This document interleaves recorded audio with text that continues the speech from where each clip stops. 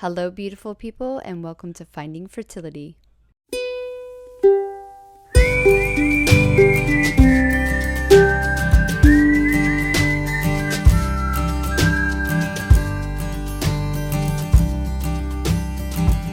And welcome back to Finding Fertility. We are here with another talk show episode, Fertility Connection. I'm super excited to have my beautiful friends on and really excited about our topic today because it's going to be a hot one. So let's see who we have here with us today. Hi everyone, I am Robin Birkin. I am all about helping you cope with the huge stress of infertility to help you not only get pregnant faster, but survive the process and thrive. Hey everybody, I'm Devin Baeza, the fertility finance coach. I help women make, save, and manifest money for fertility treatments. Hey everyone, I'm Sarah Clark. I'm founder of Fertile and host of the Get Pregnant Naturally podcast, and I help couples using functional lab testing and diet and lifestyle changes get pregnant naturally. Thank you. And I'm Monica from Finding Fertility, and you are on the Finding Fertility podcast, and we're on YouTube as well. So come over and see us on there in all of our glory. Today we have kind of a really hot topic, Instagram. I think Instagram, would you guys agree, is our community's number one platform right now? Yes. Yeah, definitely. Yeah. And our community is, I would say, smallish. I would hope it's smallish. I want it to be smallish because who wants to go through this shit?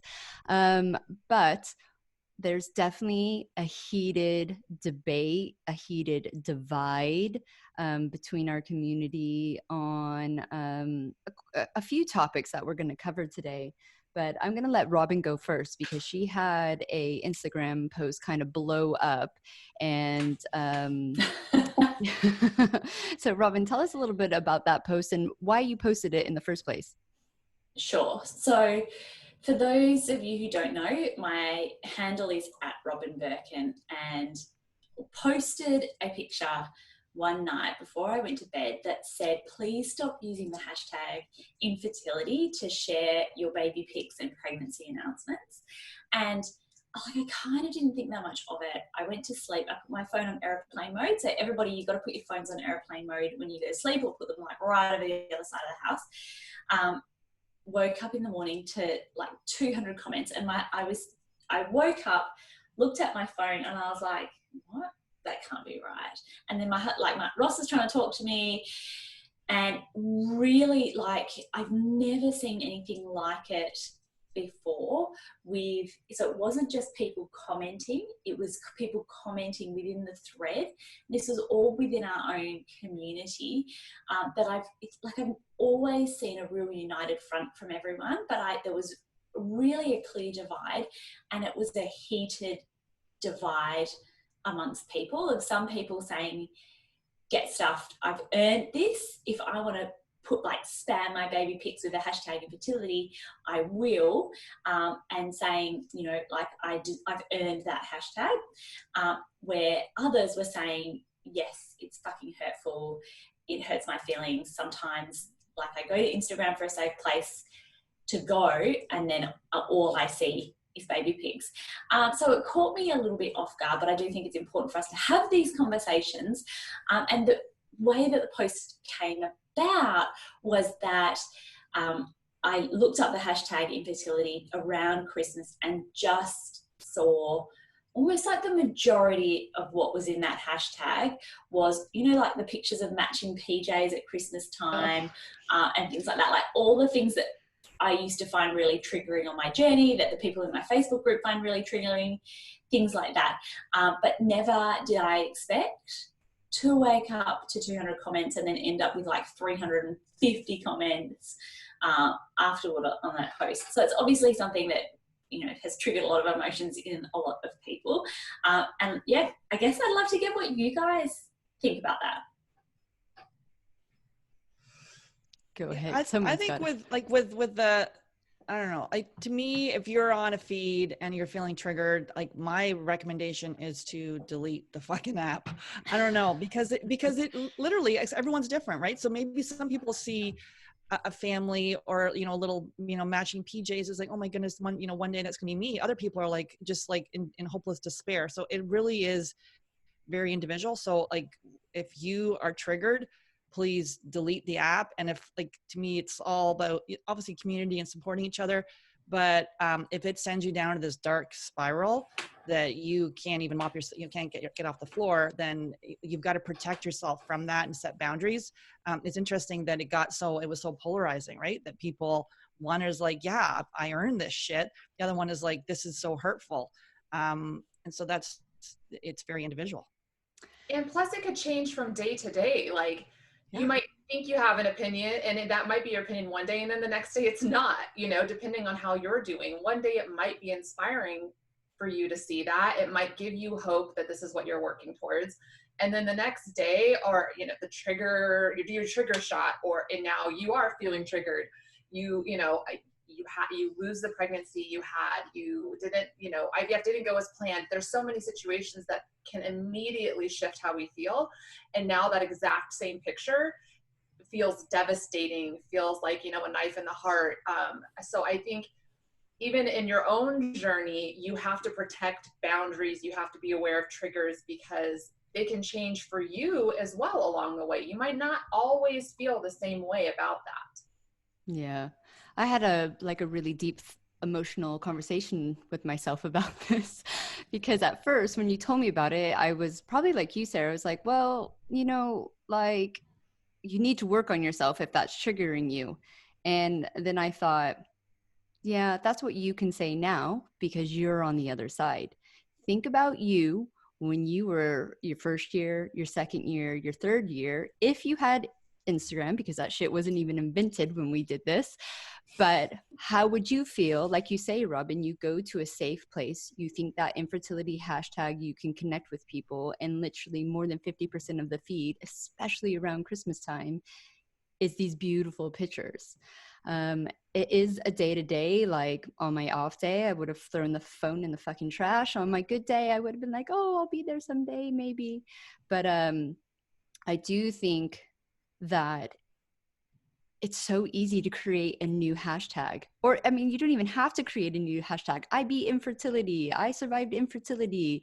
Like there's so many different options that using that one infertility hashtag is like, yeah, in my conversation I had with myself, I got to the point I was like, no, that is insensitive. That is kind of like telling someone it will happen. Are you guys getting a lag? I think that's so true what you say, that we can so easily forget the shoes that we were in just recently, and how quickly we can forget. But I think it all comes down to like two of the things that I really noticed in that post was, one, how much unresolved trauma there is, but the second one is how little there is for that next step. That I think it would be such an amazing thing if we could start building more support around that next step. And that comes from people who are getting to the next step, I think, leading that and leading the charge with new hashtags to build that community and build a community that's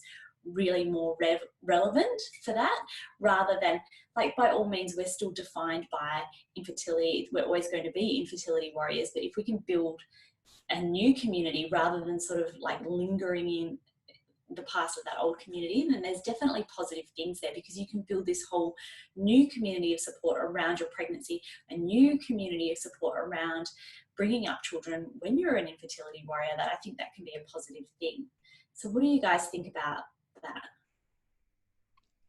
I think that it makes a lot of sense, and it's beneficial for everybody, because you have the no man's land of in between infertility and being a mom, and you really do need some specialized support, because you need somebody to complain about your pregnancy symptoms too, that's safe, and then you also want somebody who gets what it took to get here, and how meaningful it is. So that's important, but it also creates an option and a choice for people who don't want to see that. So I think that they come with the expectation, I'm searching this infertility hashtag because I'm looking for other people who get where I'm at right now. And you can't force your silver lining on somebody else.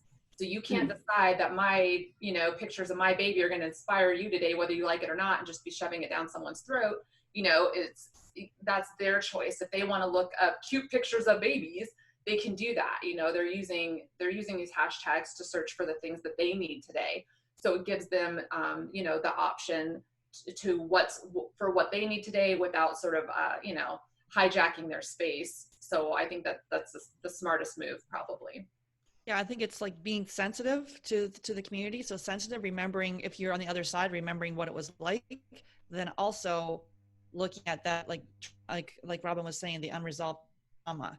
Like if it's still there lingering and you haven't actually worked through that stuff, and there's still the pain, even though you have your children or you have your children or you're pregnant right now, you could still be in a lot of pain from the years of infertility. So recognizing when you're feeling triggered that potentially that's unresolved trauma, which I think we all have. We're talking about infertility, but we all have trauma from childhood, from whatever it is. And I think that actually is key for everyone to kind of look at and work on. Yeah, 100%. These ladies are very beautiful because I totally forgot to hit the record button and they're bringing it up for me. I think I left off about, my long conversation with myself when I first started talking to you about this hashtag and this post going viral, and how the beginning of me was like, well, if you're triggered by that, or if that isn't good, just get off the app. But the thing is that we have to remember who we were in the beginning of our journey, and we have to have that compassion for the women going through it now. There's some of I see these campaigns of educating other people of what not to say to someone with infertility. And the thing is, you're not going to really ever change anyone else, especially if they've never gone through infertility. I have someone very close to me that has said some really random comments to other women about about having children. And I'm sitting there going like, you saw me, you watched me for 9 years struggle, and you're like, okay, asking this girl like when she's gonna have kids. I was just like, ugh. But the thing is, she doesn't get it, and she'll never ever get it.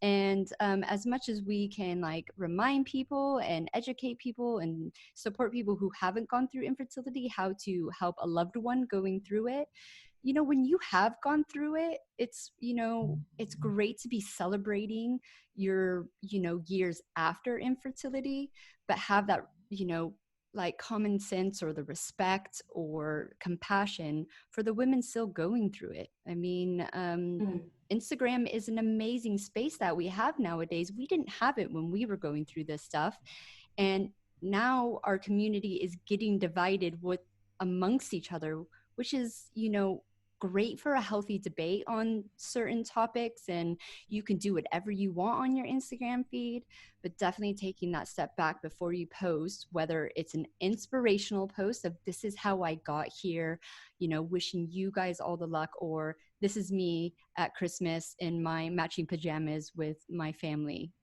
Think about how much that would have hurt you during your journey. Yeah, and I think there's sorry. You go.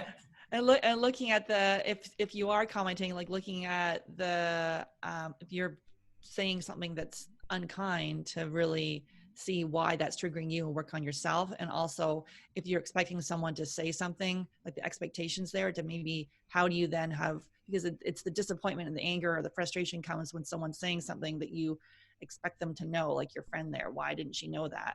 So I think the expectation thing is interesting. That is something I'm working on, because it's like, well, why, because the thing that it's top of mind and someone's saying it, why are they being disrespectful? It's really because we have expectations that they should know.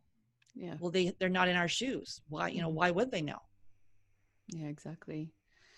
And I think there's a clear difference between, as well, what you post to your feed, but also, and what hashtags you use, because using hashtags is what you do to gain more exposure for certain posts.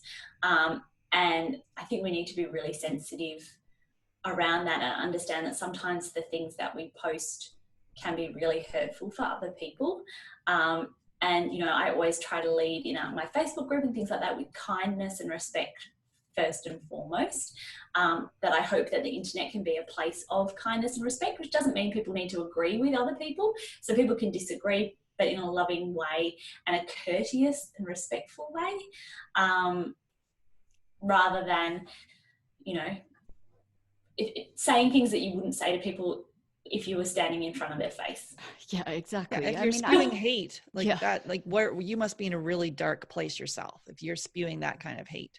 Yeah. And sometimes, like, you know, like text message and reading can be so misinterpreted, because you might be texting something in a silly, like, cocky accent, and someone's reading it like, you fucking bitch, like, you know. So, you know, even just using emojis or putting in a loving word can, like, totally rephrase what you're trying to get across.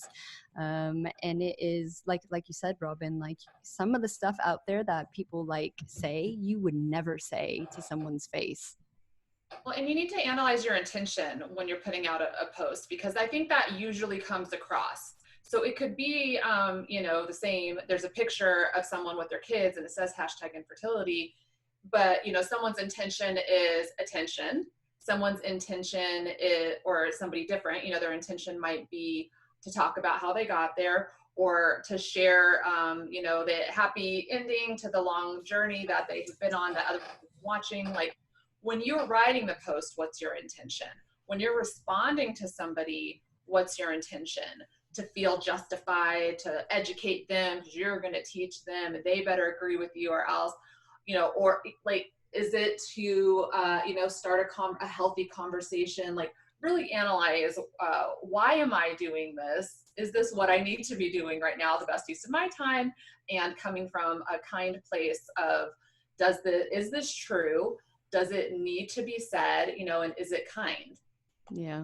And even the actual infertility, the word, let alone, like, I have used it, obviously, I use it as a hashtag, but I do try to refer to it as the fertility journey, because infertility has kind of got these really negative connotations, and I'm an infertile person, and identifying with that label, which is, it's kind of got, there's a lot of stuff underneath that. So even that in itself, yeah, the triggers, I think we're in a world though where there's a whole bunch of shit that triggers all of us, and it's not just, you know, the infertility space, it's everywhere. People will say things and we're all hyper sensitive, and I think social media, like, I think potentially we've always been that. It's just, you know, social media is highlighting it even more for us.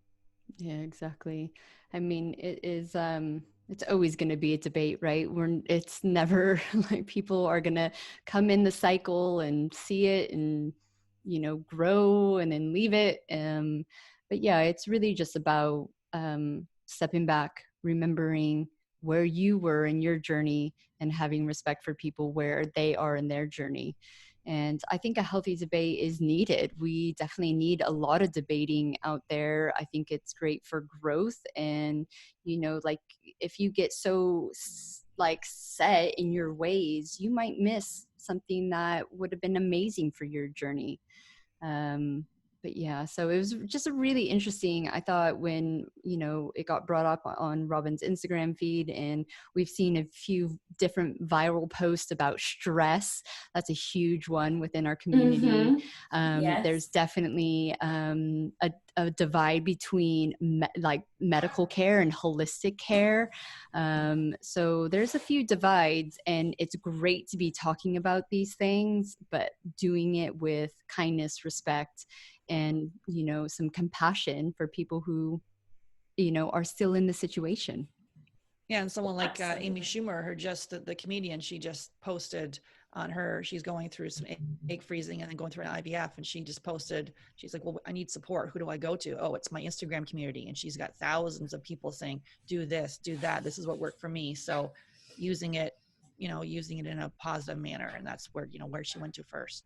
Yeah, no, it's a great resource. It is a great resource. And as long as, you know, Robin said, I don't know if it got recorded or not, you know, it's for a lot of us, like, we would suggest getting off. If you're still getting triggered by things and it's just like you cannot handle it, it is definitely your best to remove yourself from any of those situations, do some healing, do some work, and then get back on it with a different mindset. I know I delete my Instagram account quite a few times during the year just to give myself like some room to breathe, reconnect with real life, because it is such an amazing community on there and we're all there to support. I will for sure put all of our Instagram links down in the show notes. We are 100% here to help and guide, and we all have a little bit of a different insight into the journeys. So definitely find who you connect with, and maybe even follow people you don't connect with, and little inspirations can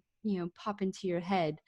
Thank you so much for joining us again, and I'm super excited because we're going to record another episode right now and have it live for you, I think in a week and a half time. So thanks, ladies, so much for talking about this again. Bye. See you soon. A few more things before you go. If you would like to connect with our special guest, head on down to the show notes. You'll find all the links there. You'll also find links to connect with me over on the website at findingfertility.co. Over there, you can check out my one-to-one coaching. You can check out the Fertility Reconnect course, which I think we are going to do in the end of May, maybe beginning of June. Super excited for that. And also, you can find me over on Instagram and TikTok doing my crazy thing. I really hope you're enjoying the podcast. If you are, it would be amazing if you can leave a rating or review. We would love to know what your thoughts are, how we're helping you, and anything that we can do to improve the podcast. That's it for me, lady. I hope you have a beautiful weekend, and we'll see you next Tuesday.